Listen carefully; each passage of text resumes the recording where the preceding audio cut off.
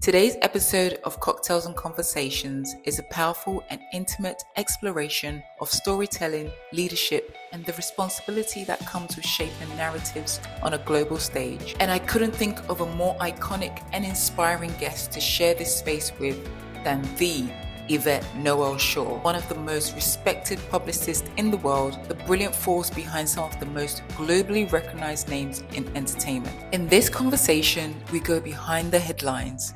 Yvette opens up about mindset and discipline required to thrive in a high-pressure environment, the responsibility that comes with managing global narratives, and the unseen emotional intelligence it takes to lead with both strength and grace. With a cocktail in hand, Yvette reflects on purpose, resilience, and the quiet confidence that comes from truly understanding the power of story, not just in media, but in life. For anyone curious about the real work behind influence, the weight of responsibility that comes with visibility, and how to protect a brand and shape cultural moments that last far beyond the spotlight, this episode is for you. This is Cocktails and Conversations. Let's get into it. Hey, beautiful people. Welcome to Cocktails and Conversations with me, Deborah Babio. Guys, I know I say it every week, but this week, guys, I don't think I can contain myself. This week, who I have in the studio, I'm mind is blown. You don't even understand. I mean, okay. Let me calm down and let me just say it.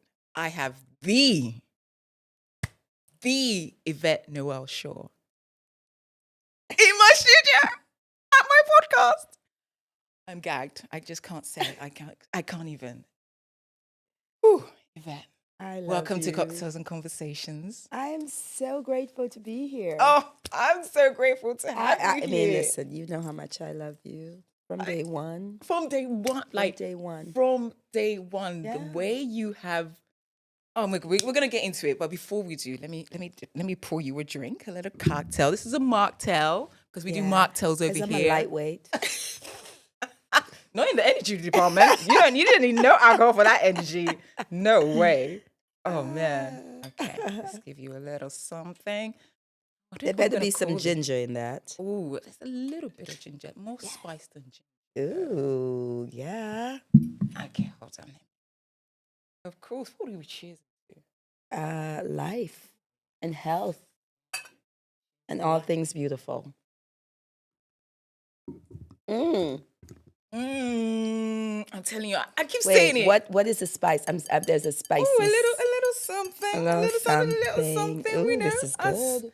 Us black girls need a bit of spice. I'm telling you, I need to open a cocktail bar. I keep saying it every season. Or a mocktail. Oh, a cocktail bar can have mocktails too. Yeah, because wow, this is good. Thank you. Okay. I'm so this is very good. I'm so excited. This is very good. Thank I travel you. the world looking for a good mocktail. Like seriously. Oh my God. Because when you're in the music business, everybody thinks you walk around with a bottle of champagne.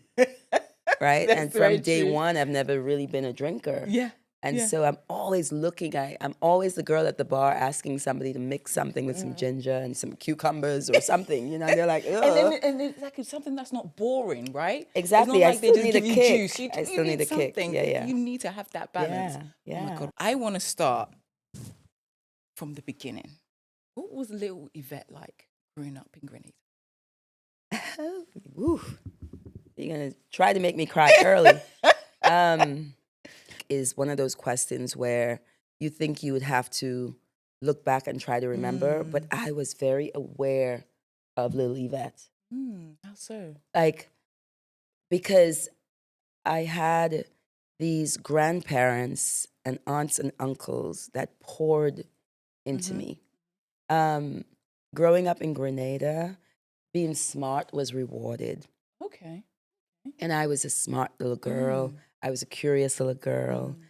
Because the heroes in my life were my grandparents, I was around their friends a lot. So older people were fascinating to me because I felt like they knew so much. They talked a lot. They talked politics and they talked about their businesses and they talked about their love for Grenada. And I was just fascinated by that. And even back then, I remember taking notes. Mm. I was a pencil Wow. and What age paper was this? girl. I mean, I think my earliest memory of Yvette goes all the way back to 3. Wow. Yeah. I remember going to school. I remember my grandmother holding my hand and taking me up the hill to Teacher Stella's one-room schoolhouse. It's very vivid to me, the alphabet on her wall one day, and then all the fruits on her wall one day, and all the colors on her wall one Wow. day. Yeah. And then also my grandparents had their own business. They had a grocery store and they had a lot of property, a lot of lands where they had a lot of crops. So bananas and cocoa and nutmegs were shipped to England, mostly England. Yeah. And I was that little helper with my grandfather. I was the girl that was reading in church, reading the second reading in church every Sunday. Wow. I was the girl that was getting like, you're talking too much. And, I was that little girl. Oh, wow. I was a little girl that went shopping for a grocery store, went to the open market I learned how to bargain really early. Yeah, I was that girl. Oh, I really was that amazing. girl. So it was a happy childhood, and Oh, you just yeah. remember Yeah. all that color and all that, like. All the color, but mostly the love. I really feel that love saved me. I mean, How so? What do you mean? I feel, like my mom, who was the biggest hero in my life, had mental illness. And back in the day, it wasn't something they spoke about. Absolutely. Definitely not our in Black community. communities, Oh. but definitely not in the Caribbean. But I was a very aware child, so I was seeing that she was That acting curiosity, differently, And so I was just very aware of what people were saying and also of her habits. And so I think I became responsible really, really early and wanted to just take care of her. How did your grandparents deal with it? Because obviously. They were great, for the age they were, the year they were born, the time that it was. They sought help for her. Amazing. Yeah, so that's how we ended up in America, because my mother was sent to America to get help. Right. And wow. then my grandparents took us in and raised a second set of children, Yeah. all of because, us. Yeah. Wow. She was the oldest, and so they could not rely on her to help them with the rest of her siblings the way everybody helps, because she at 19 was kind of showing signs of like a imbalance, right? Right. How was that for you? The fact that she left, she went, and then you're with your grandparents. Like, did you feel that connection? Did you feel that it was lost, or it was? I think as I got older, I sort of, wondered why my mom wasn't there. I don't even remember how many years she left us, because I joined her at 14. It might have been 6 years or something. That's still a long time. 6 or 7 years, yeah. I mean, it's really long. But honestly, did I have a void? Did I feel, oh, woe is me? No. Really? No. Do you know why? Why? My grandmother was 900 mothers. My aunts were 900 mothers. You had a village. My cousins were 900. Like, we were so loved and protected and cherished. That's really cherished. beautiful. Did I hear bad things? Yeah. Did I hear people at the riverbanks talking about the crazy lady and then putting two and two together and realizing they were talking about my mom? Yeah. In a village of wonderful people, there's always going to be some people that are negative. Yeah. And I took that all in. But then I got up and said, look around and see how much love is being poured into you.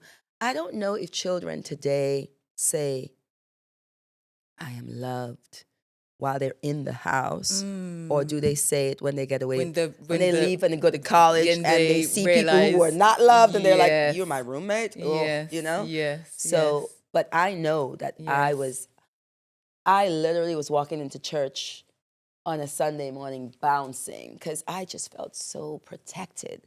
I lived in a really nice home, that was kind of like the center of our village, because the shop, everybody shopped at our shop, so I lived in that house, like where Wow. people came from church. Yeah. And my grandmother set a table for the village. So people would stop by and have conversations, but they would also sit and have some cocoa tea. And it was a good upbringing. Oh. It was not the perfect upbringing mhm. because I would have preferred that I had them and my mom. And I would have Absolutely. preferred that she didn't have mental Yeah, illness. But yeah. whoa, her mental illness gave me so much. Right, because that void was filled with so much Oh, love. so much love, but it also made me the empath that I am.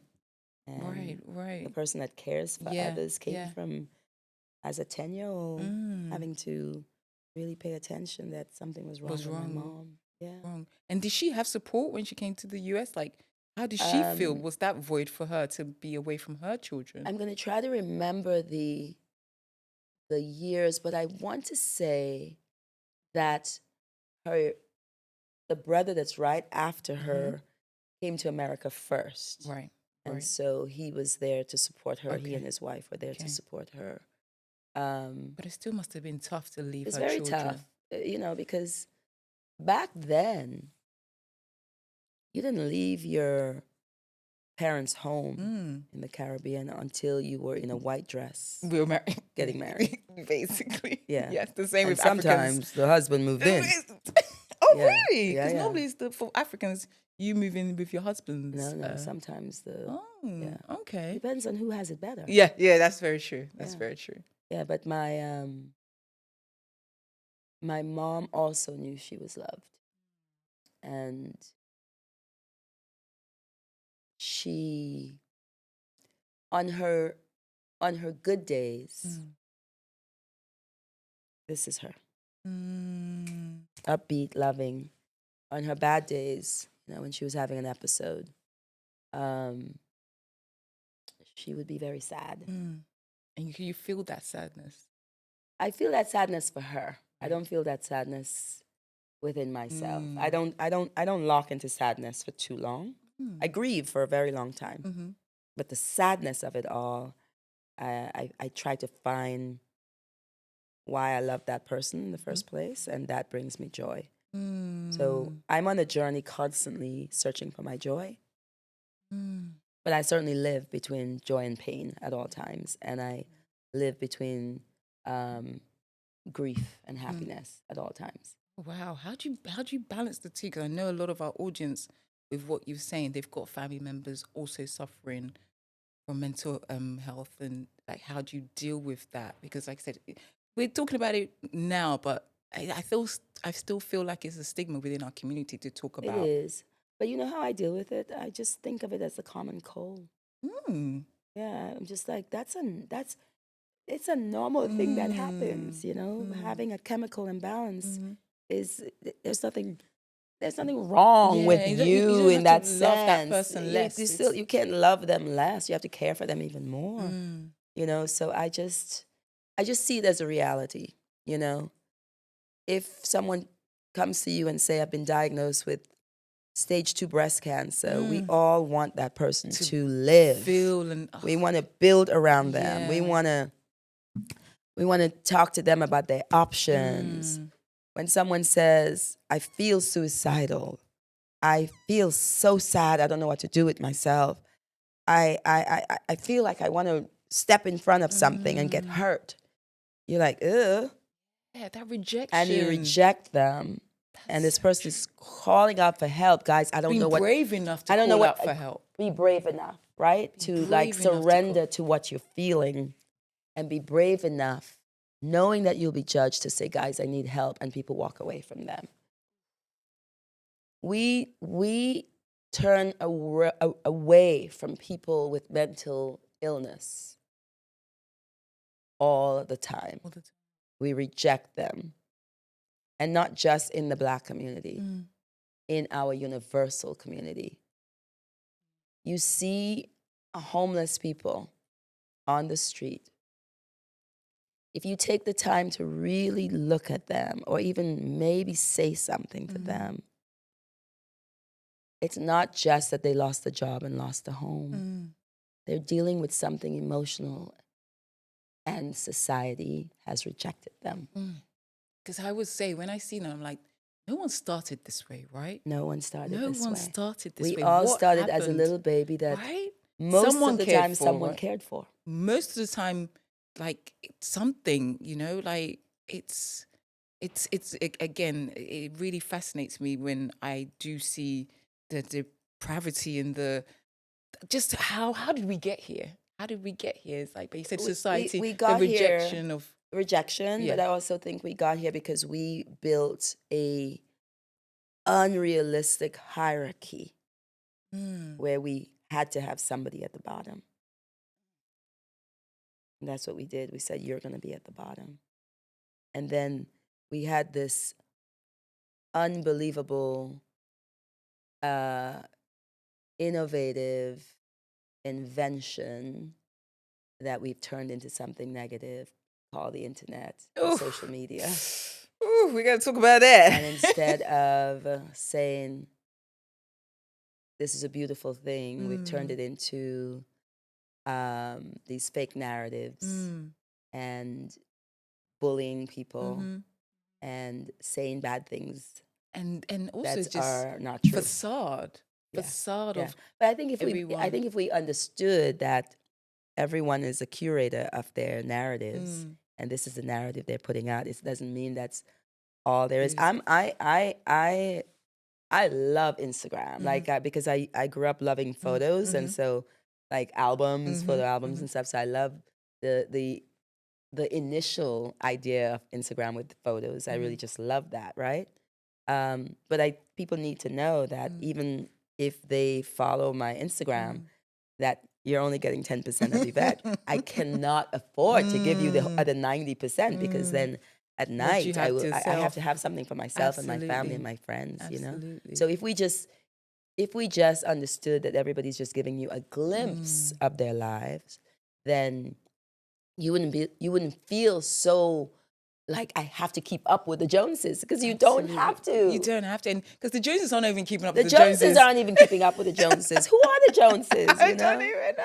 Yeah. But I feel like I do feel for like my nieces who are coming. That's all they've ever known. The digital age. They don't know life before Instagram, where you can go to a party or an event and that's you where have to you come record in. it. That's where you come in, because you know the other life, so you have to show them that other life. I know, but I have a lot of nieces, and I'm happy to say that even though they're 17, 18, 22, they're also really into family get-togethers. Yeah, they like that. They like being, and they love their aunties. Oh wow! Like we carry on and we show them how to wine, and like like you still have to have that physical kind of culture connection to your family.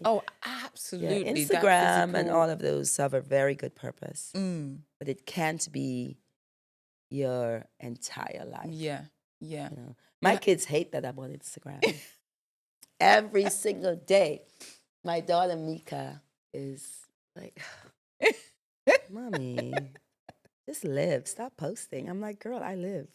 You live. I live. No one can tell me Yvette Noel-Schure does not live. If that 10% you give us, I appreciate it. Please don't make it less, because I love that, because you're not in London very often, so I get to connect with you via Instagram. So please don't give us any less than that 10% you're giving us. But I see that you live through that, and what you give us and how you share, and then when we get to connect, like how we are. Do you know why I live so loud? Tell me. Because Mommy couldn't. Mommy couldn't. I look back at happy times, and those are the times that my mom became the most unwell. Yeah. A birthday, Christmas, Thanksgiving, whenever there was going to be some joy, it's when her sadness took over. Ooh. And so I live not just for myself. I live for her. I live to finish the things she could not even start. You have to. You have to, because even having a full life to 84 was really 45, because half of that was spent sick. Sad. So if I think of my mother having lived only 45 years, I need to live 45 more years for her so that she could really feel it. And she's a the depth of life. she's a very active soul, by the way. Oh, tell me, how so? Oh, she's always around. Yeah. She's come back in the form of a fly. Oh, I'm like, mommy of all really? things. How did you know that was how she? After she passed, I went to a place to deal with my immediate grief. Very bad for me. And it's a very pristine place. Beautiful, in the rocks, in the red rocks. And there was a fly that kept following me.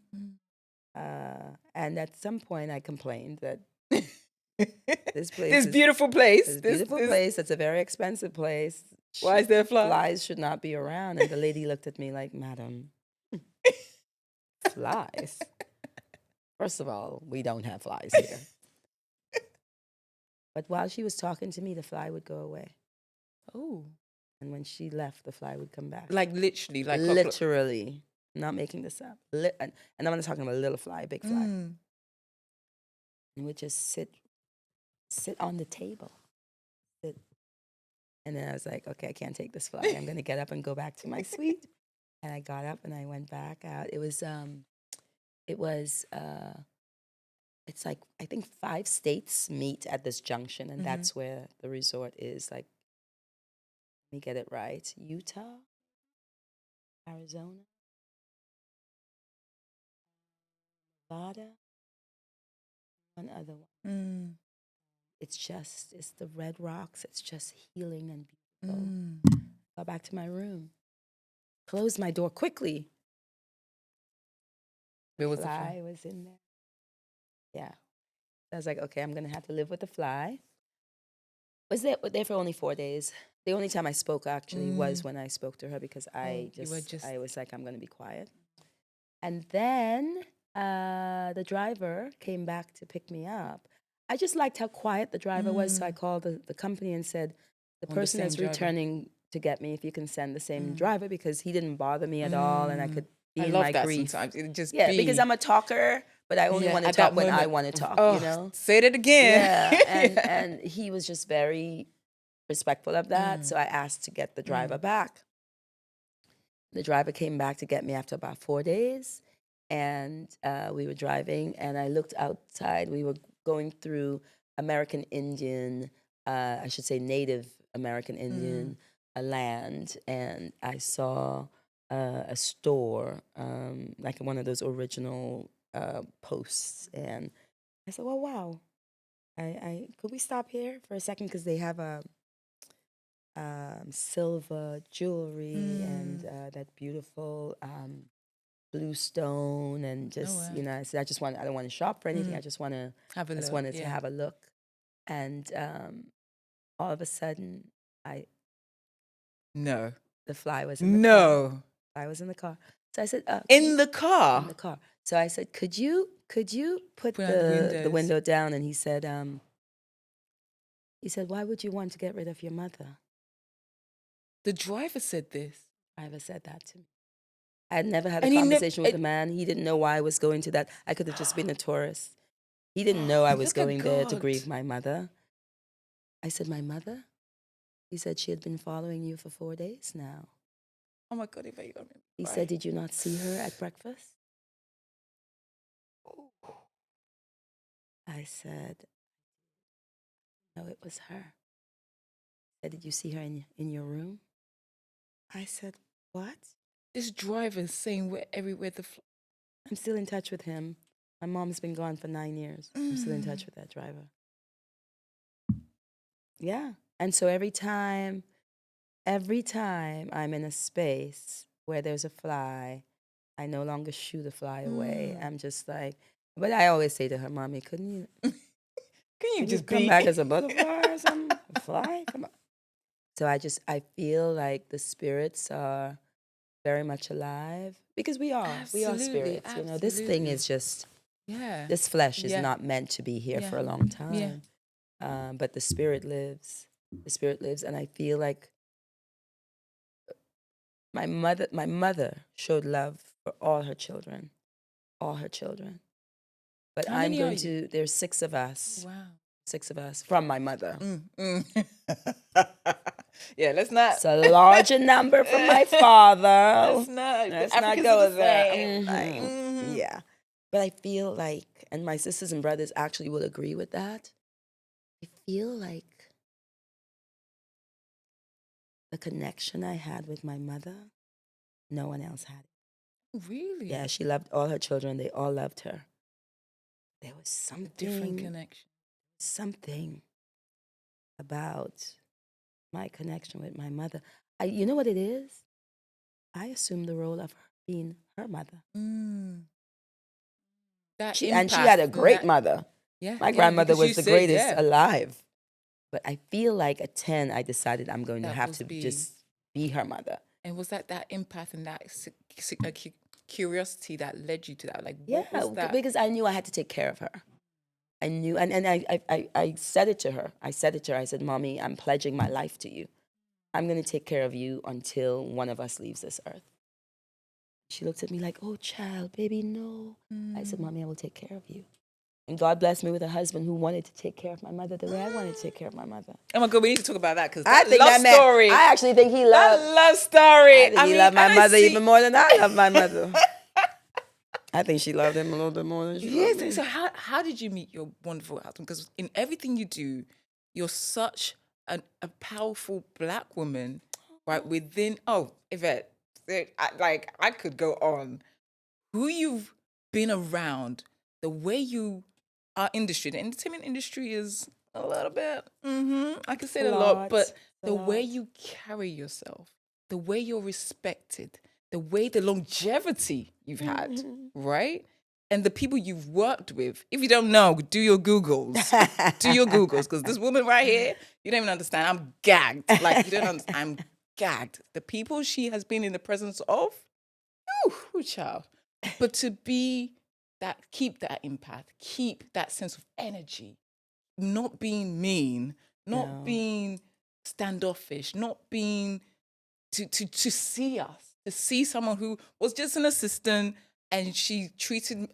You were never just an assistant. I know, you said that to me. I said that to you the first day. Me. Your impact was profound. You were kind, and your follow through was unbelievable. Thank you. Yeah, and I literally loved you from day one. I think the first time I physically met you, I think we hugged for probably 10 minutes, you know? And then we had a conversation. We had been trying to have that conversation, and we finally had that conversation, and I think we stayed on for a really long time. But I think I remember that Zoom was your power, your power needed to be exactly where you were in order to learn everything and then to shine beyond that role. But you needed to be there because you were in the right place, the right people. And you don't have to say it. There's always going to be some people that are not the right people. But if you could count 50 people that you're encountering and only 2 are good people, just hone in on those 2. Yeah. Just hone in on those 2 and learn from those 2. And I think you did a great job. I used to call you the it girl in London. It's like, I met the it girl in London. She knows everybody. I'm old, so I said, her Rolodex is deep. You want to do something in London, that's who. I was just trying to So it's great to see you do what you do now, because I think you were preparing for this without knowing you were preparing for that. Oh, absolutely. I was definitely, everything that I went through, everything I was telling you about, all the heaviness and the things I was going through, and and like I was saying to you earlier before we got on, we don't have that representation here, right? We don't have that support system. We're made to feel like one in, one out.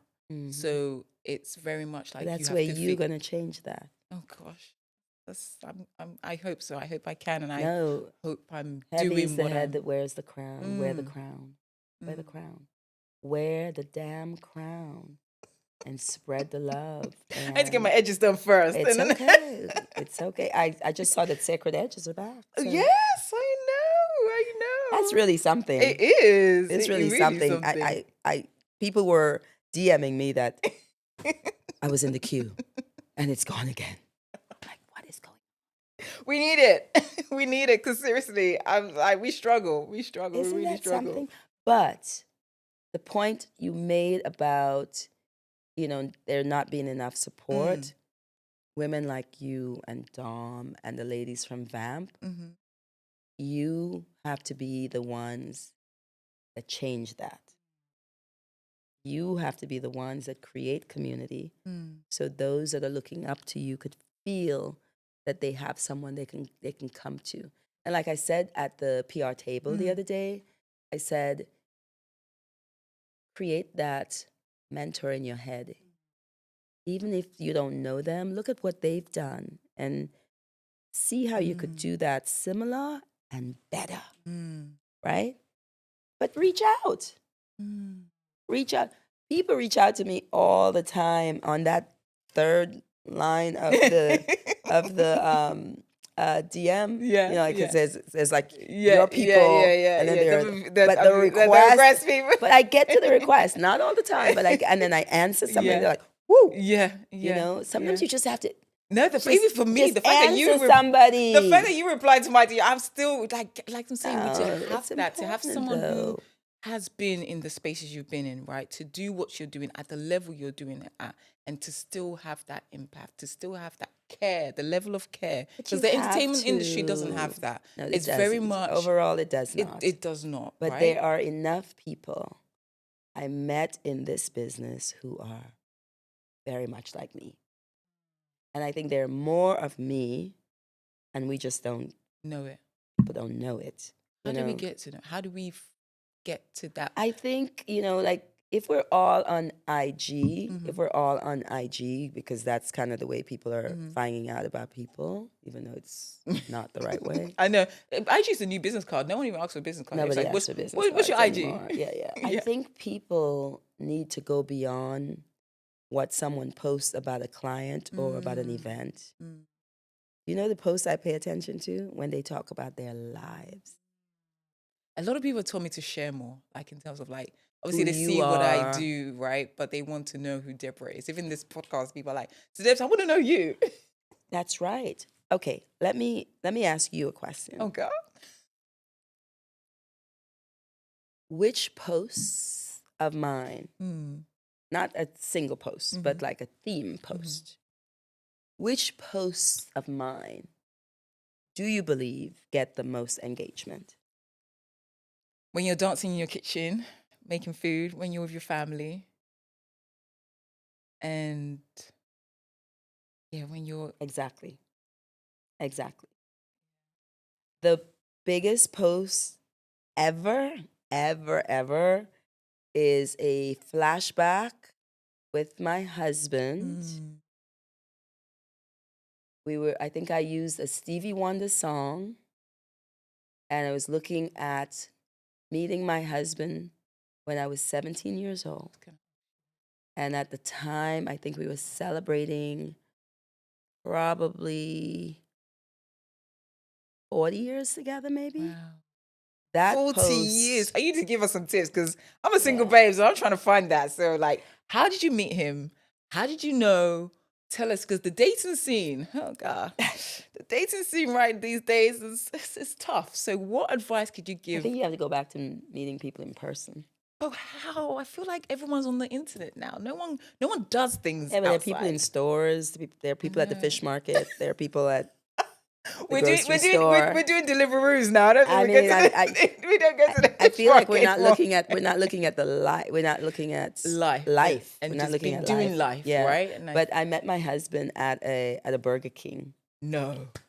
Do you have them here? Yeah, okay. We have that. Good. So I was 17 and I'd sort of snuck out of my house and took a after-school job. Yeah. Because I was a really good student. I was a little bored. Plus, I wanted to hang out in the West Village.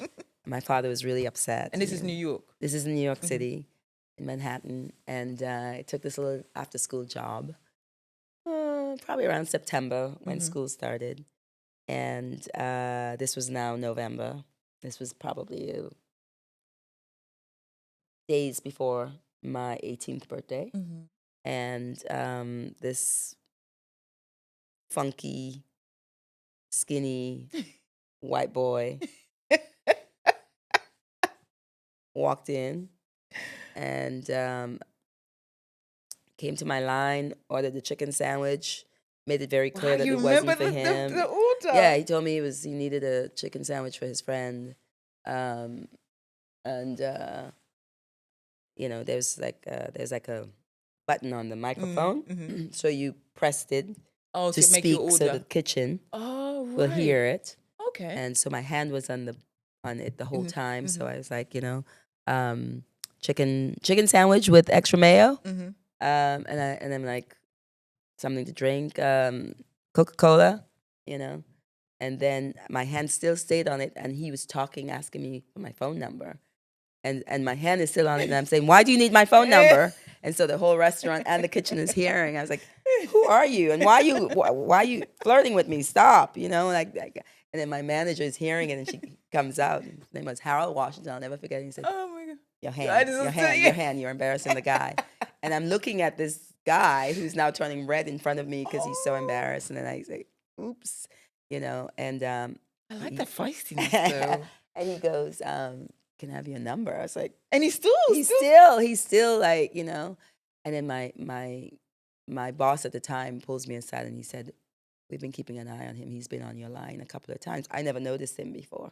No way. So they, young girls working there, the bosses are like, why is this guy always on her line? Yeah. Oh, so they were concerned. They were like a little concerned, but right. but then I felt bad that I embarrassed him. So I said, I'll take your number because I'm going to call you to apologize. So I called him. I called him to say, I really didn't mean to do that, but I'm just not into guys. I'm about school. I have a crazy Caribbean dad, and he asked me out. He asked me out. Even after he said, like, I'm not feeling it right now. I love this. He I asked feel like men lack that. And he was 24. He looked about 13 himself. I mean, I probably looked like 10. We looked like babies. And he said that there's a punk rock film. I was really into punk rock. Called Quadrophenia, and it's playing right next door where I was working. This was a Wednesday, and the film was going to be showing. He wanted Friday. So I was like, God, guys, can I pause? A man that makes plans. Yeah. Please, God. At 24, by the way. At 24. I feel like men don't make plans anymore. They just always ask, what are you doing? I was like, no, he make a made plan. Plans, he had dinner and all that stuff. But I met him. We decided we were going to meet right in front of the theater. So I got there, and I got there maybe 5 minutes. Did you tell your parents? Or No. I spent 2 days in my father's closet trying to find a punk rock kind of, like one of his jackets that I can cut up and make a punk, which I did. I took my father's very good suit jacket, put pins in it. I was going to show up at this date as Grace Jones, honey. That was my mirror, so I slicked my hair back, and I had Grace was an icon for all of us. Oh, and I wore my father's jacket, and it was, and pins everywhere. I love it. Put black lipstick Fashionista on, black from day. nails. Look at you. I was ready, and I'm standing there. And the punk rock guy that came into Burger King was no longer in existence. He put on a nice suit. He cleaned up for me, and I got dirty for him. And I said, I love this. I was like, what happened? And he said, but I knew you were so clean cut. And we just laughed the whole night. Me with my spiked at the top, pulled back this way. And I'm looking crazy, and he's looking all clean cut. And wow. I never went but home. Until that time, like he did that for you. Like he did. And by the time our date was over, we had gone to see the film. We had gone to get something to eat, and we went to listen to music at Max's Kansas City, which was a heyday punk rock kind of club. It was too late for me to go home, and so I said, I'm just gonna sit in the subway. And he's like, I could never have you do that. And so I went back to his apartment. Ooh. Yeah, and sat up and waited till the sun came up. And I must have fallen asleep sitting up, because when I came through, when I saw the sun coming through, he was gone, and there was a note on the table with a set of keys. And he said, you can return the keys or you can keep it, because I pretty much know I'm in love with you. Yes. I was Oh my like, God, I miss love stories like this. like- I love love. So this is I was like, giving me hope. what? And so I stopped by to give him the key, and he refused to take it. And I really didn't want to give him the keys anyhow. And I- you knew as well. You were. Yeah, I was falling hard for him. Oh, And then wow. I went home, and my dad had already left for work, and my mom was not happy with me. I was gonna say, what was the consequences of that? Because you know when we're having these good times outside, right? She was not happy with me. I used to like leave home as well and go out, and I used to come back to like some beats. Yeah. Well, my mom was not a person who would spank you. My dad wasn't either, but my mom was disappointed, and I never wanted my mom to be disappointed. But I had a good talk with her, and I said, "Mom, I didn't even kiss him." And she said, "I didn't think you would. I think you're gonna be a cautious girl. I was just worried about your safety because this was the no cell phone days. You had to go to the phone booth and put in a quarter and make a phone call, or a dime at the time, and I didn't even call. And so she was very worried, and she was very upset that I would make her worry like that. But she said, "I can't speak for your father, but he might want to kill you." And so I had the whole day. Just waiting. Well, I didn't quite wait. Oh, tell us. I started packing my things. Yvette Noel-Schure, no. By the end of the weekend, I was completely moved into David's apartment. And it's been 40-something years. What? Yeah. By Monday, I think I was home Sunday night, but by Tuesday of the following week, I was going to school from his apartment. Literally. And my parents, my uncles, my aunts, they were all having prayer meetings. They were burning candles. They were passing the rosary. They were like, Yvette is not the kind of girl that would do this. What is happening? What's going on? And they finally met him and understood. Oh, wow. Understood. And my father said to me, "You're not a stupid child. You can always come home again." That's all he said. And then we were married. We met in 1979, and we were married in 1982. Yeah. So when the guy that knows, yo. Yeah. Not this whole waiting all this time. no, like, we kind of knew that there was nobody else on this earth for us.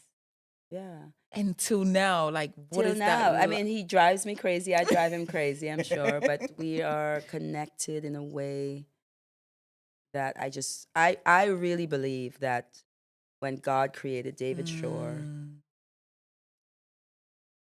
he created David Schure to love me,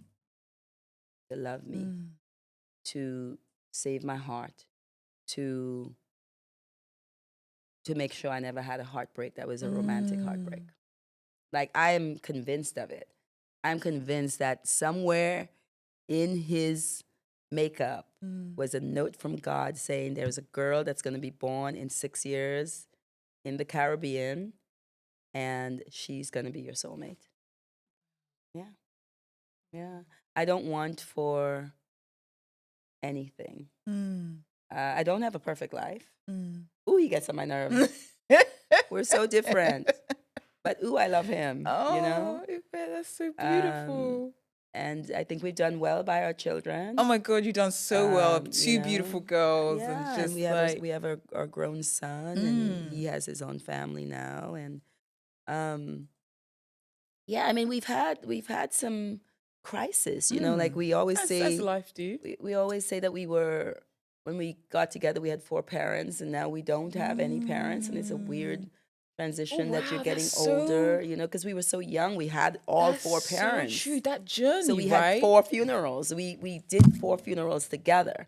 Sometimes when you meet someone a little later, they have lost one parent or something, but we all went to 4 funerals. Like, one by one, we attended 4 funerals. And that's when they say when you're picking a partner, right? That's so important. So I did hear someone say you have to pick someone who's going to take you through you losing your parents. You have to pick someone that's going to take you through your life's journey. It's not just losing your parents. It's losing you as a child. It's accepting you as an adult. That man met a child. He met a child. He met a 17-year-old child.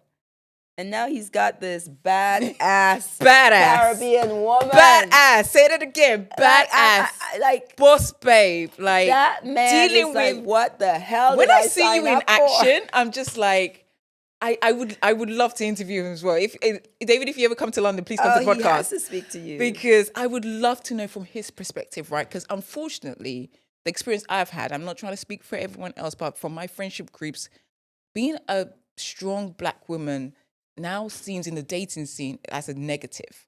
Like men see it as a threat, or you're too much, or my you're husband this. will tell you it's a coronation. Hey, you know, like he and that we have this fierce daughters. We have this confident To have a son. mother You know, who we have has- 2 grandchildren. Like we were 2 kids, punk rock kids dating in the West Village, and we created an entire family. Like our son is married with a daughter. Yes, Our of daughter, our middle daughter, our middle child, our first daughter is married with a daughter. Wow. I have my baby's 29 years old. Like, you know, it's crazy because there was one time David and I went out to dinner, and he was just sitting there looking like David Bowie, right? And I looked at him and I said, literally out loud, I said, wonder what you would look like when you have gray sideburns and, you know? And he said, that's going to be a long time from now. And then I remember when he turned 60 and the gray started coming in, and I said, this is the day I prayed for, you know? And we're about to celebrate his 70th. Wow. Yeah, this year he'll be 70. So I've known this man since he was 24 years old. Now, Actually, now I can't leave you thinking that life was very smooth because I am a Black immigrant woman in America. He is a second-generation American born of Czechoslovakian parents, right? Okay. So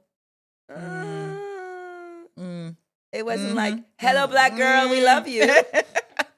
It wasn't. I was gonna say, like, how was that baby. integration It was into? terrible. It was so terrible. It was, you know, it was bad. You know, How did you deal with it? it was worse for him than me. Oh, really? Yeah, because I don't care. I know who I am, and I come from love, and I felt so bad for him because his family was not getting it, accepting that he was in love with me. And then his father passed. Before he passed, he had Alzheimer's, so he didn't even understand who David was, far less who his grandchildren were. But his mother, I love telling the story. His mother said to me, "You're the best thing that happened to this family. And I'm not following him in that grave because I need to know my grandchildren." She gave us 10 years. When he died, she was 83 years old. When she died, almost to the day that he died, 10 years later. Wow.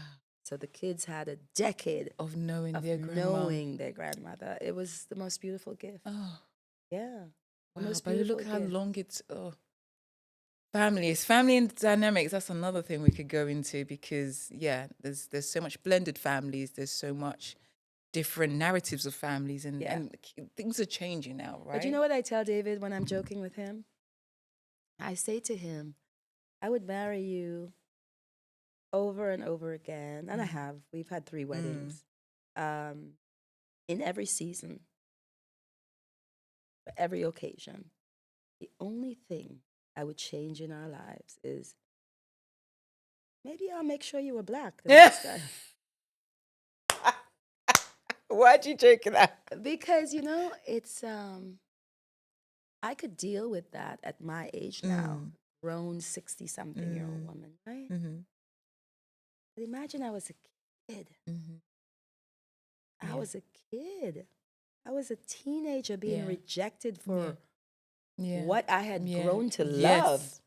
For who my you nose, are, your my being. skin, my being, my culture. That was hard. That was hard. But then I saw how much harder it was for him. And so You know, I was there to support him. And on days when he didn't want anything to do with them, I said, over my dead body, you better call your mom. So you really pushed him to still Oh, stay connected. absolutely. Absolutely. What would it do for me for David not to be connected to his family? It would do nothing for me.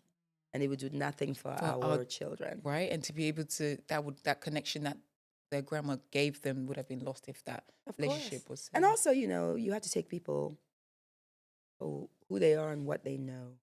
And then you have to pray to teach them something. That's I very pray true. that every person I encounter, that I learn something from them and they learn something from me. That's true community. How has he been with you being in the entertainment industry? Because like I said, you've been with so many people, so many incredible icons, and you travel a lot and you do a lot and you're an empath and you care for so much. Yeah. How do you have energy for him, your family, your children, everybody else you do? Yeah. And how do you deal with that? Because I feel like that's also another thing. I feel like women feel like they have to give up themselves for the man or for the family. He's first. Okay. I'll choose him over everybody, over every client, over every child I've given birth to. Over every child I've given birth to. My husband is still first. Is still first. I'm first because you've got to put yourself first. My husband is the most important person on this earth to me. And so I work hard so I can go home to him. I get it done so I can go home to him. If you don't invite me to your party, thank God, because I'm going to go sit with my husband.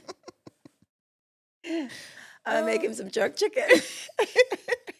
He loves spicy food.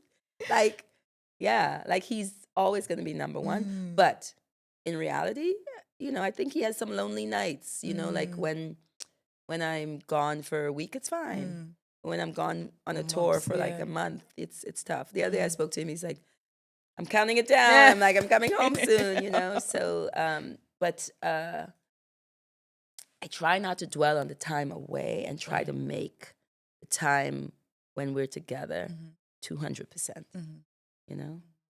Cook him his favorite foods, sit with him, look at football.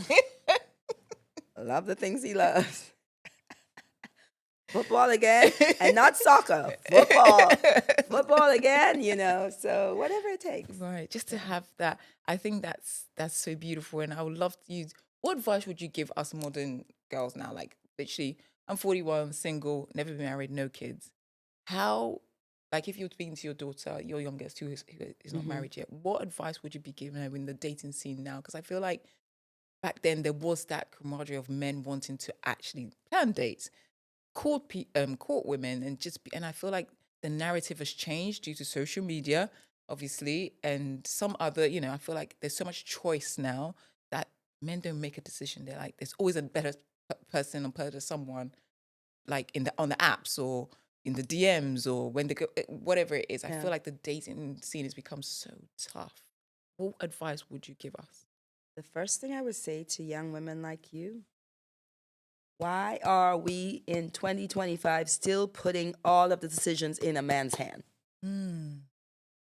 Why? Why does he have to make the decision? Why does he have to plan the date?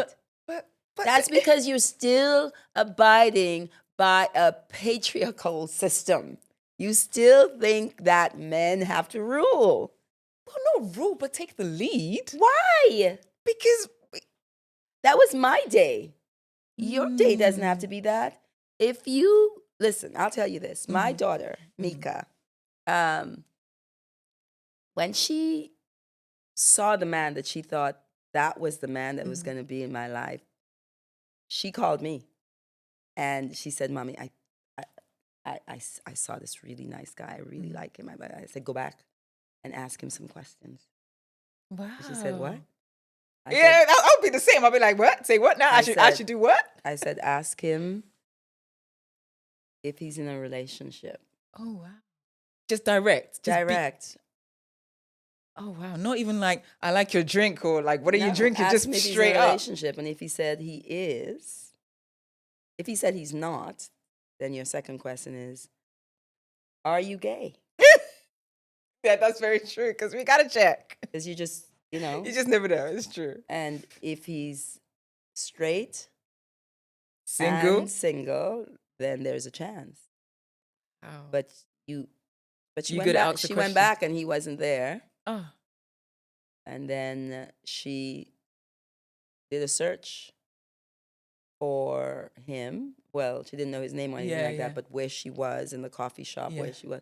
He was like, he was such a nice guy. Maybe somebody tagged him because he was one of the executives at this. right. And they have their 6-month-old baby girl. Wow. Like, I mean, she knew what she wanted, you know? I just think that women need to be bold the same way, but I also feel like love on yourself so much that a man would notice. That's very true. I I feel think like we wait for a man to love on us. I think you have to love on yourself. Like they have to be blinded by your love for yourself. They have to be like, whoa, I'm attracted to that. that's very true. But I think they sometimes it could come over as you're too.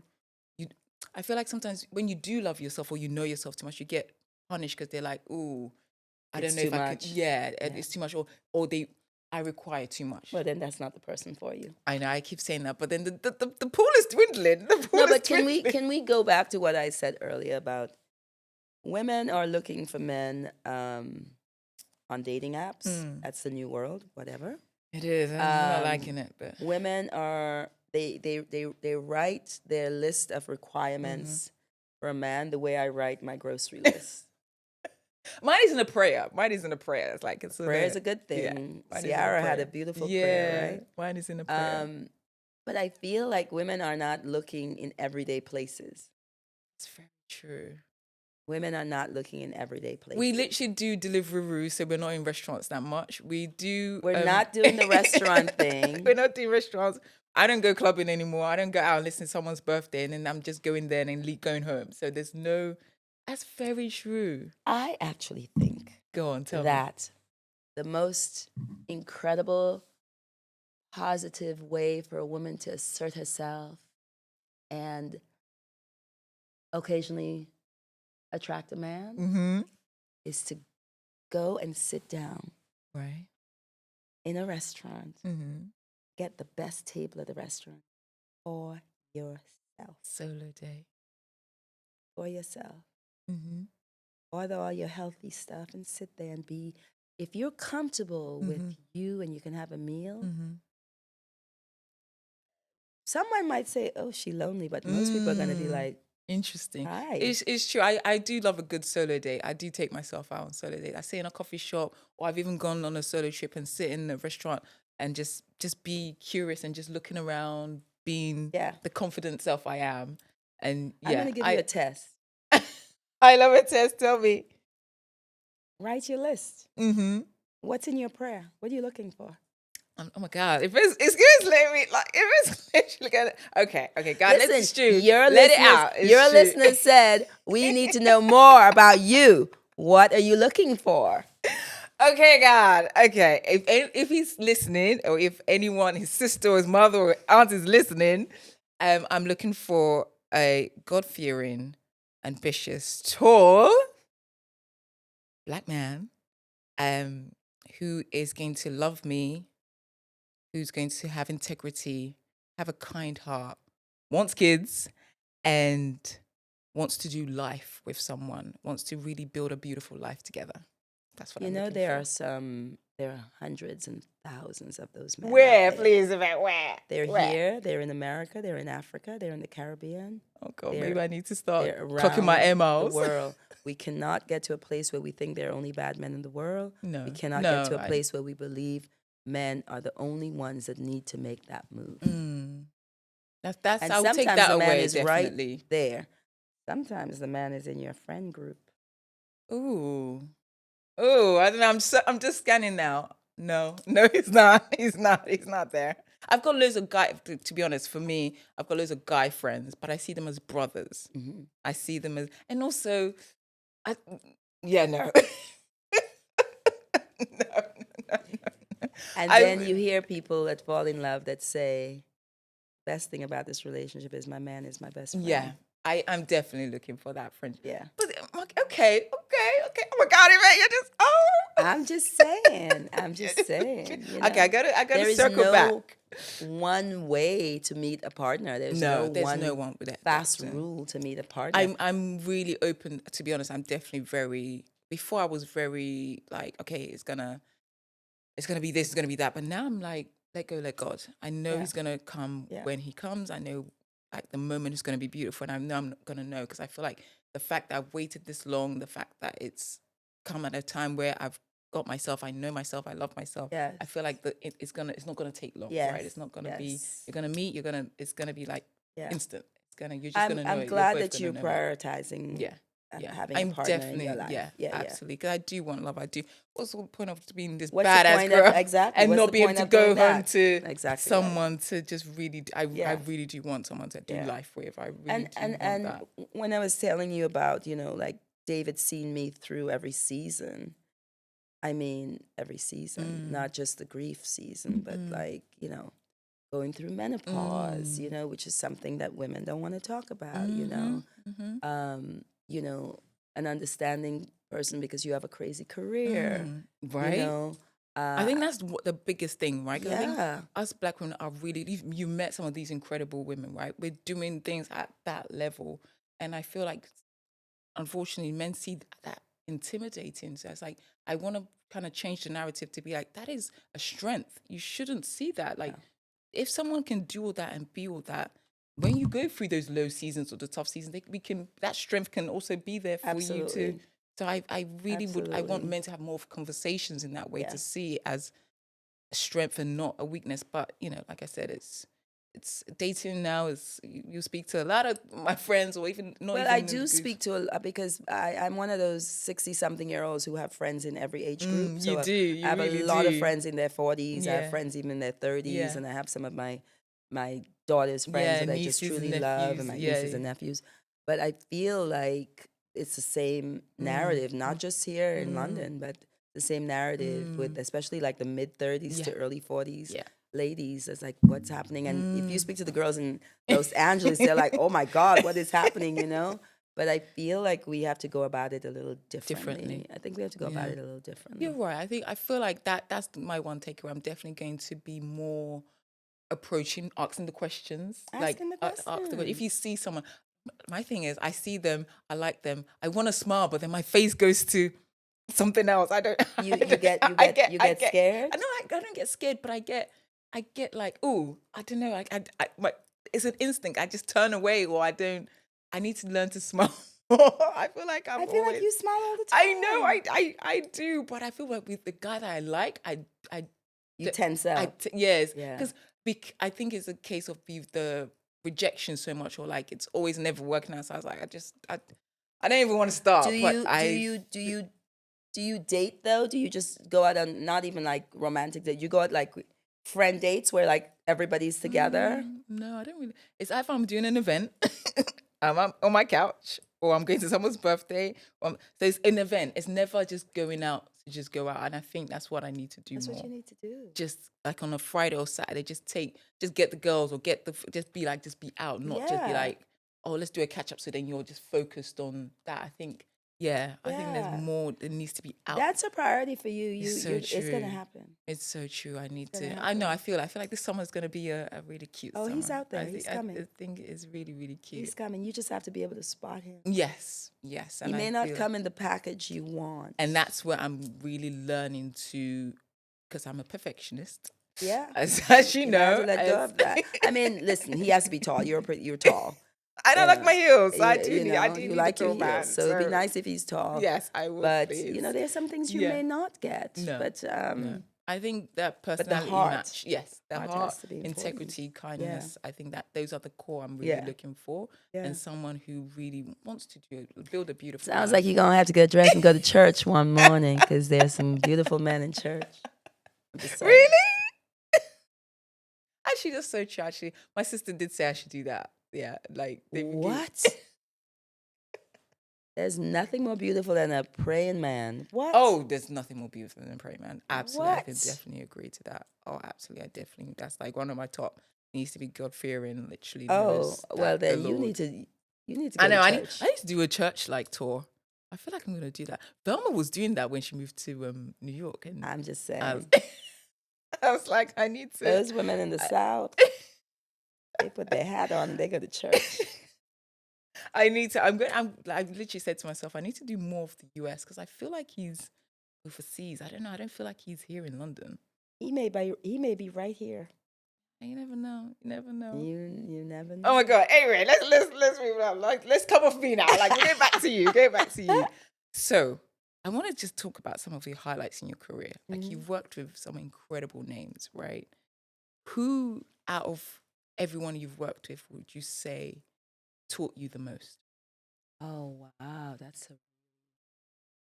I think I've learned something from pretty much Everyone. all of Oh, them. really? I think the people I give the most credit to and I'm the most grateful for will be all of the ladies of Destiny's Child.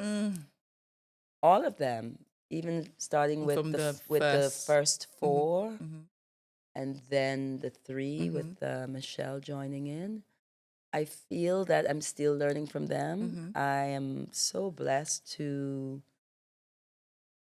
still represent Beyonce, Kelly, and Michelle as separate entities. They're beautiful women in my life. They are so talented. They're also busy right now, you know, the tour. Yeah. Kelly just joined You just The came, Voice, The Voice I know UK. UK. I can't wait. That means I get to see you And then more. Michelle I is can't wait. and then Michelle is on Broadway. Yeah. Um, But I also love the but I've fact learned that so much from them. I feel like you're the only publicist that has got that longevity with clients. I don't think I know a publicist that has a client has There are a stayed few with. more. My dear friend Jana Fleischman Okay. has worked very long with Mr. Carter. Oh, okay. Yeah. Okay. There's a girl. I don't know if she still works with him, but Simone Smalls. I think she was with Usher for a really, really long time. I don't think she's with him anymore. And then just Chris Chambers has had some clients for very, very.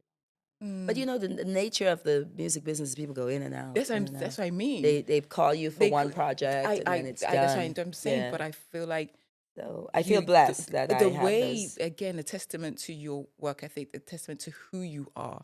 I think that's the thing in our industry, right? The entertainment industry. I'm their is like, biggest cheerleader. this is it. I see, and I had a video of you when you were Miss Tina was doing her book tour, and you were standing there, you like and you were just in awe and just smiling. It's like you champion all of them. It's not just work for you, right? It's not just you trying to get them because press. I believe in people's narratives. You know, I'm a storyteller and I love storytellers. And the thing is, I think we're all storytellers, but somebody has to teach us how to tell our stories. So when I hear somebody telling their story in the way they want, like Miss Tina does with her book, it just, I do want to turn the conversation to Prince, though. Oh, please do. Because I think when I was working with Prince, I'm so sorry that I never let him see how much I love him. Because I was so in awe of him. I was such a fan, but I didn't want to be a fan. You know, I wanted to just be very professional, and it's hard. It's just hard to think about a talent like that not being on the earth. And it's still weird for me to realize that I'm the one that officially had to tell the world. You were the one that he had passed. How was that like? I mean, it was horrible. It was horrible for me. Where were you when you heard the news? When he passed, I was on an airline. I was on a plane. I was on a plane flying to Grenada through Trinidad. So I had to stop in Trinidad, and it's when I landed in Trinidad and turned on both my phones. There was nothing about Prince has died. It's just I had seen that I missed a lot of phone calls, including about 10 from my husband. And so I just assumed that someone in my family had passed. So I called David first, and David said, it's funny because he said, "Where have you been?" And I said, "Honey, I was on the plane, and then I could tell how nervous he was, Because I guess people were calling yeah, him to yeah, because they said they will not officially say say anything until I Wow. confirmed it. Yeah. So I sat on the ground, on the floor of Piaco Airport in Trinidad and in Port of Spain, and wrote the release. Yeah. Yeah. And at that point, I had missed so many phone calls from all around the world. I didn't even know all these people had my number. I was like, oh my God. And I decided that I was going to give it to one person, and I gave it to Nikessa Moody, who was the entertainment writer at the Associated Press. Why her? Because it's the Associated Press, and I felt with one blow they can give it to everyone, but also because it was her. And at weeks... Again, relationships. Relationships, but also weeks earlier, Prince had told me he would do some interviews, and I picked like 5 people to go to Paisley Park, and she was one of those people, and she had such a great interview with him that we had to change her flight because, the interviews were supposed to be 30 minutes. She was there with him for hours, and I was like, I knew that his death would affect her. And so we spoke, and I gave her the statement, and it still is just one of those things, like, yeah, but I loved him dearly and respected him, and he was very kind to me. And what was it like when you first met him? How did you become to work so together? I was a fan, so I had seen him just in concert, right? But I first met him in February of 2004 for Grammy rehearsals with Beyonce. Wow, okay. For that iconic performance that they did. Yes. Of Let's Go Crazy into Crazy in Love. Yes, yes. And I sat there for 2-3 days, however long they were rehearsing, and just stared at him. Stared and smiled. I was like, oh my God. And then weeks later, got a call from his manager, lawyer, Londell McMillan. It said, Prince wants to have a meeting with you. I said, who Prince? Prince? Prince? The Prince? Your Prince? My Prince? The Prince? And he said, yes. And he said, we're going to the Today Show, and you want to meet us there? We can have a quick conversation.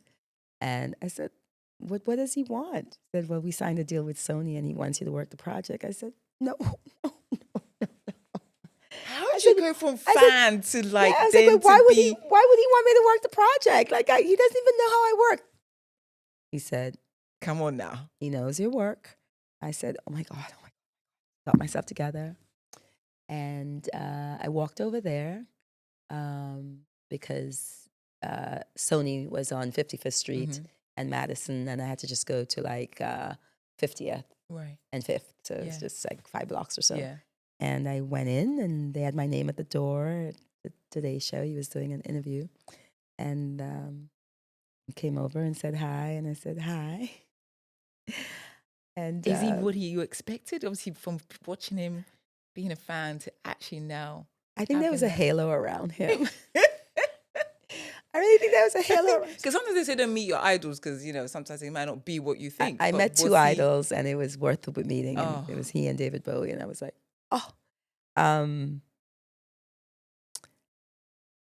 he said hello, and he said, I know you. And I said, no. He said something like, we've met, right? And I said, no, we haven't. We have not. And he said, yeah, we have. I said, I don't remember that. And he said, you were at the rehearsal and you were grinning in the corner. He said, I remember your smile. Oh. I said, they say write a resume and write all the things you could do and all the schools but no one ever said put your smile on the resume. after that, Londell called me and said he really wants you on the project. Oh, And I said, how could I say no? And so I worked with him, and it was how do you do it right, Yvette? That's another thing I need you to tell me. How do you work with all these like super, like I don't even want to call superstars, like they I don't have they have a icons, word for really. it. Absolute legends, yeah. right? Yeah. How do you balance making sure everyone feels your love and make sure everyone feels supported and make sure everyone gets you? Because I feel like I'm in the position now. I've built my name. I've built this company and everyone loves Deborah, right? But how do I do that and spread it and grow, but still keeping that essence of me for people? It's so easy. Oh, please tell me, because I'm struggling. Just you show up 100% all the time. That's it. But you also have to be very aware that there are only 24 hours in the day. So you want to grow, but you want to grow at a rate where you could still get rest and you could still be yourself, right? So I was intentional about what I did at Sony was what Sony wanted me to do, what a client wanted me to do. But when I opened up my company, I was very, very intentional about this is the growth I wanted. I didn't want it to be a huge company. I didn't want 40 clients. I wanted it to be very I'm the boutique same. so that I could still do me, still have a vacation, and still show up the way I want to show up. Because like you, I know people come to Shore Media Group for me. So I have to show up.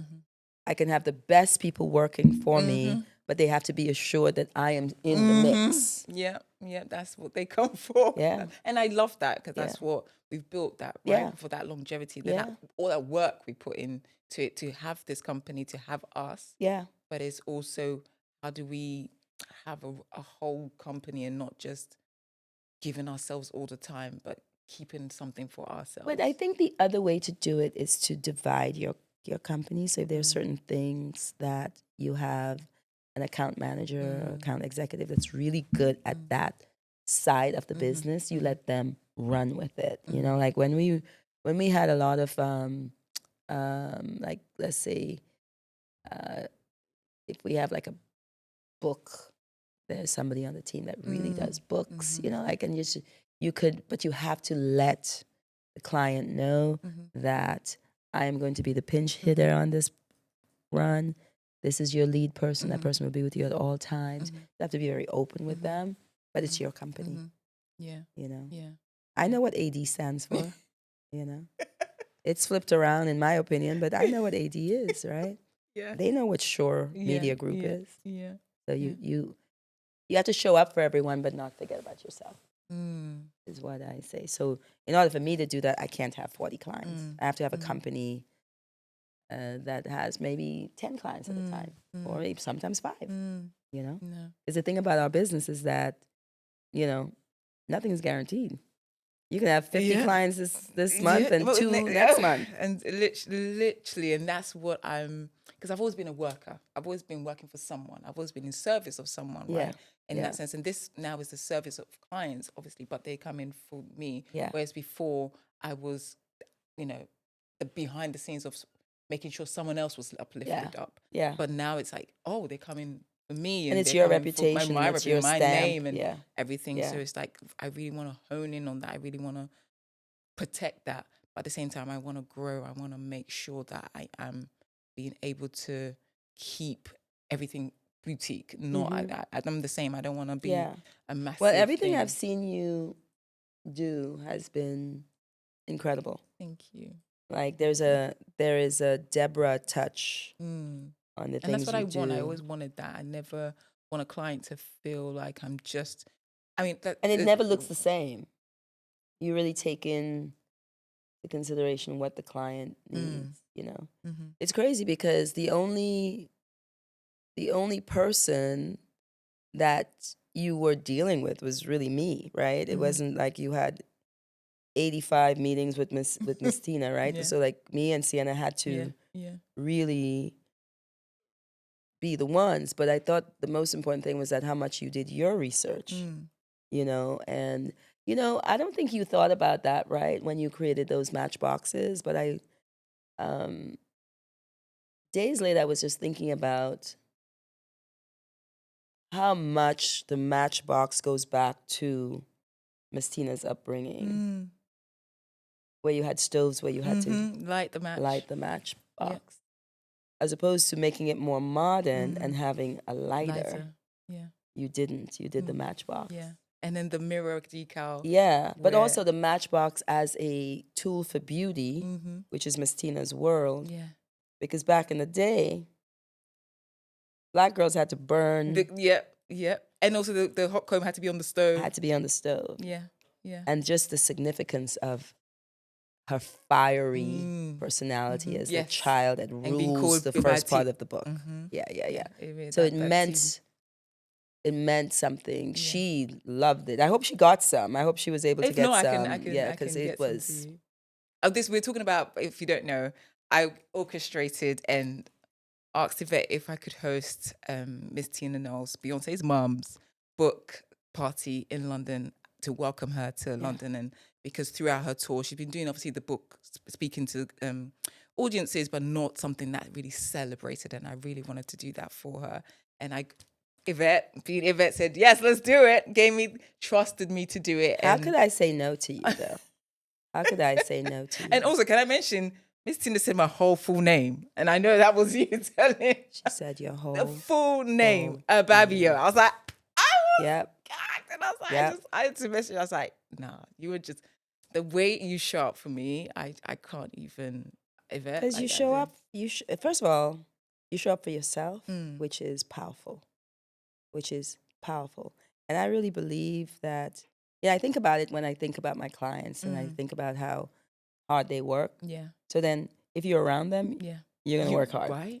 Right? So if someone shows up for themselves, we are creatures, we learn by copying. Yeah.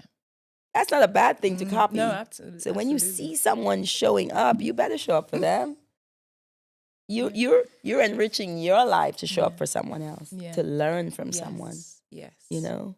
Absolutely. I mean, the details that you poured into that celebration of a most deserving and woman. That's the thing. I wanted her to feel the love. When I'm curating an event, I want the energy. I don't want an event just to be an event. You come and take a picture, you drink, and go bye. I wanted it to walk into that room and feel like, no, this was There is no one in this business. I'm going to say it out loud. There's no one in this business in London that I would recommend before I recommend you. To every single person who wants to do something in London, I would say you cannot do it without calling Deborah. Because it's not, a lot of people talk a lot. Yes, they do, especially in our industry. People talk a lot. You know, how many meetings we've been in with people saying they're going to do something 3 weeks later, you're still waiting for the report. They haven't done it. Yeah, because people like to talk. But you do what you say you're going to do.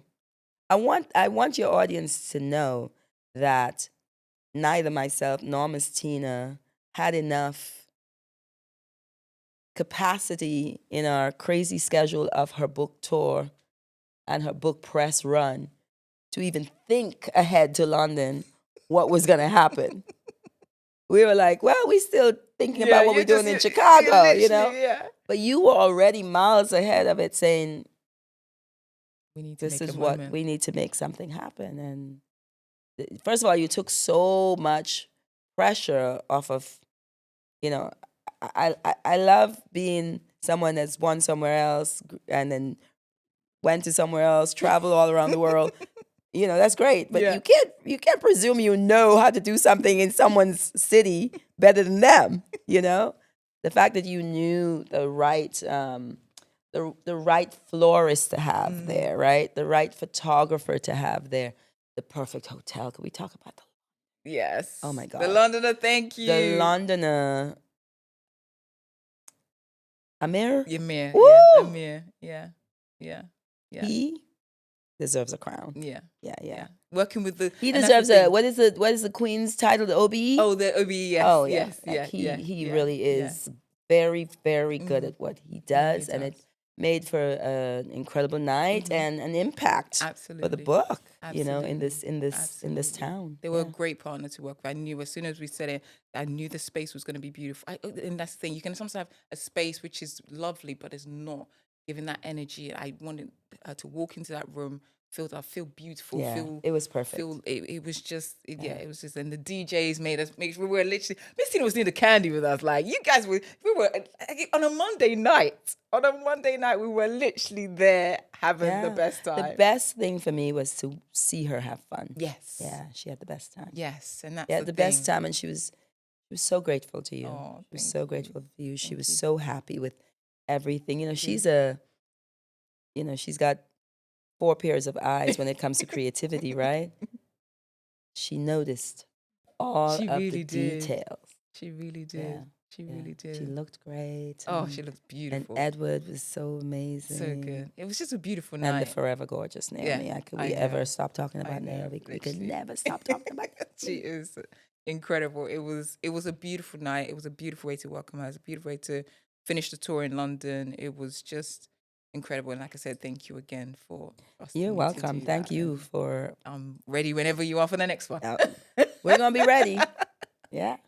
Oh my God, this has been an incredible conversation. I wanted to ask so many more questions, but like, literally, it's just, you've just, as you always do, give me everything and support me, and just being here is absolutely incredible. You're so welcome. Absolutely incredible. I am grateful for you.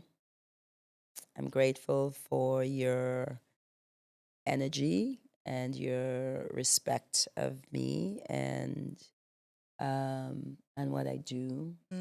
And I know that my friendship with you has nothing to do with who I do my work with, and so much to do with who you are. I am. Absolutely. And because I keep saying you are a beacon of light within the spaces that we operate in, right?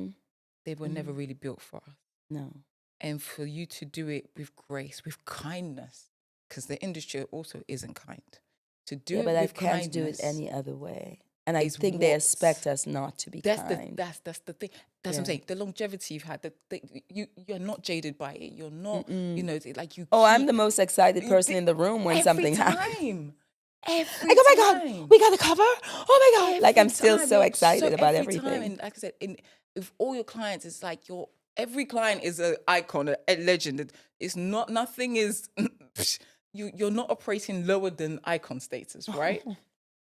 You are an icon in yourself, and the fact that you're doing it, you prove to me is possible. But I was kind of thinking about today, I was looking at the number of photos. We've taken a lot of photos. Yes, We have the same energy in our photos. Yeah. Like we're always ready to have a dance, to break out into a dance. Every time I see it, we're literally like, I remember the Renaissance premiere, literally saw you. We didn't even say hi. We just started dancing. It's the greatest video ever of the two of us dancing. And I'm still trying to figure out why you were not cold. I was freezing, so wearing this big you were faux with the fur. Oh my gosh! And you were just like in this bustier fabulous, with this and like just coming down. And we literally just started up. We didn't say a word to each other. What a beautiful night that was. It was It was a beautiful cold night. London night. It was very cold. It was very, very cold. It was very cold. And that's also, I love that you always include me. You always, again, like when I was an assistant, it wasn't like... I don't think I could do anything in London that does not include you. It was just, again, the fact that you just saw me from the get-go. And it wasn't that, a lot of people used to do it because obviously it was the access to Edward, right? The access to, you never did it in that way at all. I mean, I was even like, this is Beyonce's, how's she, like, what? I was gagged. Honestly loved you from the moment I think maybe it was a phone call first, and I was like, wow, she's sharp, Yeah. And then when I saw you, I was like, and she's got a little nose. I just thought everything was just wow. I remember saying to Edward, you're one lucky guy. Yeah, I was like, wow, you're such a lucky guy. to have her with you. So Thank you. I thank you for today. Today was beautiful. Oh, I thank you. I'm going to end it with some quick fire and some Sure. lovely questions. Sure. Do you have an alter ego, or would you say Yvette Noel-Schure is this is it? Or do you have, like you were saying, that you have to show up, right? Do you show Yeah. up as, like, when you go into a room? Like for me, sometimes I do have to check myself and be like, okay, Deborah, you deserve to be here. There's a little bit of imposter syndrome sometimes, but I don't Yeah. think you suffer from that. But you I have used an alter. to, but you have to Oh, throw that really? away. Yeah, you have to throw that away at some How point. how do you? You just have to convince yourself that you belong in every room that you see Yeah, yourself in. I'm I believe in working on- self-fulfilling prophecies. I believe in seeing what I look like in the room even before I get there. Mhm. And I believe that every room I'm in, they should miss me when I'm gone. Amen. They should be like, damn, she took the wind out of the room, you know? literally. Yeah, I feel, but it takes a minute Yeah. to talk yourself Mm. into your greatness. And that's part of the journey, right? Yeah, And that's it's part, part of the growth. journey, for That's sure. part of the growth. For And sure. when you first go into the business, like, because you were a journalist first, Mm-hmm. so how did you make the switch, and what made you make the Well, switch? I was at Blackbeat magazine, and I yeah. just made my normal call to review Mariah Carey's album. Yes. And the publicist I spoke with, who was actually the head of the department, he had no business even answering the phone. Answered the phone because he saw I was calling, Larry Jenkins. And after I was Yes. done demanding Mariah's album, he said, I need this passion on my team. You want a job? I said, I have a job. He said, you want to make some money? Yeah, so that's how I got my job. I got the job as a publicist because I was trying to do the job of a music journalist really well. Wow. That's Yeah. just incredible. So Prince for the smile, Larry because he said I had passion. I don't know, it's probably no skills there. Just be yourself, and they'll see you. And this you is know? what I'm saying. That's what again. It's like you can tell. Like I keep saying, our industry is so full of facade, and and you just don't bring that. And I don't care where people go to school, right? Yeah, no. Like when people they give me their resume. Yeah. I don't even read it. I read it after I speak to them because I want to know, can that person be in my department? Can that person do the job? Can that person be a sponge and learn and teach as well? Because the teacher has to be the student, you know? Is that person going to get along with everybody else in the department? Oh, wait, you went to Oxford? Oh, that's great. But like, I'm not into judging people for status. I want to know who the person is first. Yeah. Wow. So I used to turn the resume like that, and then just really speak to like the usually person. you would come to me because someone recommended you and said that you should really talk to that person, and they would send the resume, and I would do everything not to read the resume. Yeah. Oh wow. Yeah. I mean, like we keep saying, I think most people don't do that. They want to know. they want to know. And they do the eeny, meeny, miny, mo. This person went to that school. That person went to that school. So I want that person. But then you didn't even know their personality. Because that's the industry. It's all about where you went. Where went you at school? Who do you know? That kind of thing. All of that. Yeah. And again, it's a testament to just who you are and why thank you. You're so great. Well, Carmel and Dennis Noel and Annie Ruffin and Peter Ruffin, all the Ruffins, they deserve the credit because they raised me with love and a little dose of confidence and a little dose of jab Grenada. You know, be bold. Absolutely. You know who you are. You know who you are. You know who you belong to. Yeah. Tell them. Yeah. Tell them. Yeah. You worked with some icons, right? I want to know, if you were in a karaoke bar, what song would you pick?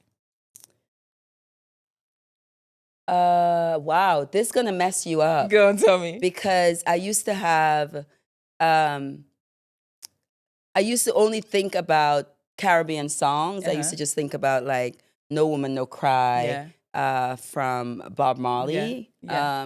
But the truth is, my karaoke song is "First Time." Ooh, Teeks. What? Can you give us a little bit of karaoke? Oh my God, I can't sing at all. I can't sing at all. But there's like a beat at the beginning that just kind of heralds the song in. Right. And then he basically says, I prayed for you. I prayed for you. So come and love me. You know, kiss me like it's our first time. yes. Make love to me like it's our first time. Oh my God. In fact, Jamal Roberts, who is the new American Idol, Yeah. his final song, I believe, Yes. was Teeks' first time. Yes, I text yes, Teeks, I was like, yes. you better have gotten paid for that. You know? Yeah. Yes. That is my, but you know, I love God. I love anything by Lionel Richie. Oh, Lionel's in London in England at the moment. Yeah, he's Love touring him. in England at I the love moment. any song is, by he is. Lionel Yes, Richie. yes. Yes. Every time I see him, like Yeah. I did the King's Trust with him and Edward in New York, and every time he's like such another He's a good man. Yeah, yeah, Good yeah. man. And the longevity he's had. Oh my. They don't talk enough about Lionel Richie. As a they don't. songwriter, as a As a performer, as- as a as a producer, actual as a artist. human, as an activist. Yeah. I mean, They don't talk about. They don't enough talk about him yeah, enough. like Yeah. he needs to have yeah, all the but accolades. First Time by Teeks, I sing out loud. Oh wow. I sometimes, well, not sometimes, I always mess up the lyrics. Yeah. But it's like my song, and the second one would be No Woman, No Cry. Ooh. Yeah. Yes. Yeah. That's a good karaoke song. a We are good going to take you song. karaoke. When you're back, I'm going to take you karaoke. We have to do that. We have to definitely do I that. did that. Well, I watched people do that because I was too shy to do it. Where was I? Maybe St. Lucia? Someplace I was recently. And we did karaoke, and it was... Okay, I was with Tennille. I wasn't with Tennille in St. Lucia, but it was me and Tennille. Where were we? I can't remember. Can't remember. Someplace in the Caribbean. Oh wow. Yeah, it was beautiful. Wow. Oh wow. Yeah. So if you weren't in PR, Mm-hmm. what would the dream job be? What would you be doing? A professor. Ooh, a professor of what? I would teach English. I would Okay. teach communication. I'm kind of like a little bit of a moonlighting professor. For the last 10 years, I've taught at Berkeley School of Music in Valencia, Spain. I didn't know this. I am a proper visiting professor. Yeah. What? Yeah, I've been living a double life. I love this. Yeah. We need to know this. Yeah, I've been doing that. Oh my I've gosh, been doing that. wow. The I'm just going ultimate to call dream. Professor Yvette now. The ultimate dream for me was to teach at Oxford. Ooh. That was the ultimate dream of mine. Well, they could be visiting. Now you're going to be back in London. We're going to I make that know. happen because I that could be a know. visiting professor there. I know. I've had a few conversations with some Oxford people. It didn't quite work out in terms of scheduling, but it's ultimately a big dream of mine to at least go visit the campus. Yeah. Yeah. Oh wow. You know, I mean, you can't be a Caribbean girl and not Literally. care about Oxford. No, that's absolutely. Like the that's dream, like, you know? literally, our parents are coming from an immigrant Yes, background. that's right? the thing. You have to go to Oxford. You know? Yeah, yeah. So, It's literally. Oh wow. Yeah. Oh wow. Well, okay. I think I know what this one would be, but what was a pinch me moment you've had throughout your whole career that you haven't fully processed yet? Like, what was the thing like you still? Because, like I said, you've worked with icons. You still work with icons. What has been? Has there been a pinch me moment? Yeah. Every night. Oh, tell me. You know.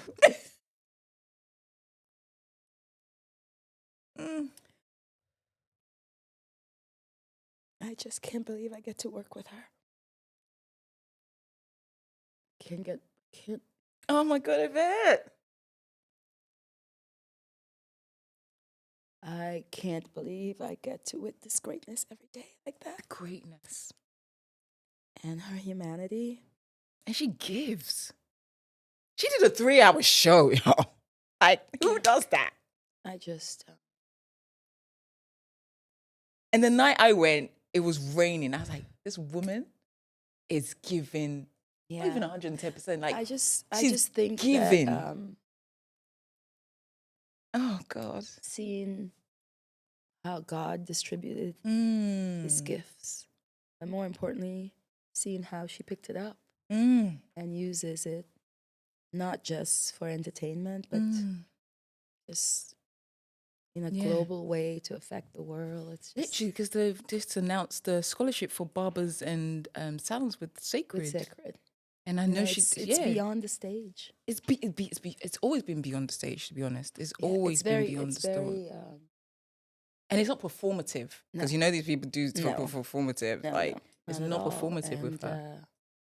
I have been.